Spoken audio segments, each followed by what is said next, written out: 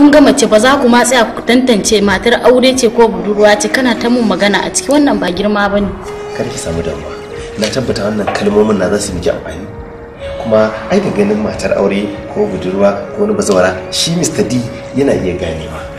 Wato abin da nake so ki gane anan shine na jima ina so in samu mace mai kira abarba, so ban samu ba sai da na ganki anan, to da haka naga gaskiya ba zan bari wannan damar ta huce ni ba, shi yasa na zo na kwarara miki bayani. Wato abin da nake so ki gane anan shine wani bayani ne da ni, wato tambayoyi ne da ni guda uku, in ce akwai wata alfarma guda ɗaya da nake so a cikin su. Wato idan Allah ya sa an samu wani abin to ina ganin komai zai tafi normal, ki ma zaki ji daɗi, zaki san cewa kin haɗu da Mr. D ni kenan ba. A to shine nake so miki dan bayani.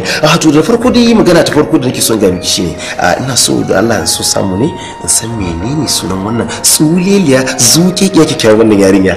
Abu na biyu kuma shine wato ina so na san wato ainihin ina ne gidan da ita wannan santaleliyar wato ainihin wannan budurwa ta fito daga cikin sa. So abu na uku kuma shine ina so wato ina so ke din dai ki bada dama wato Mr. D ya kundin bayar shiga cikin zuciyarki.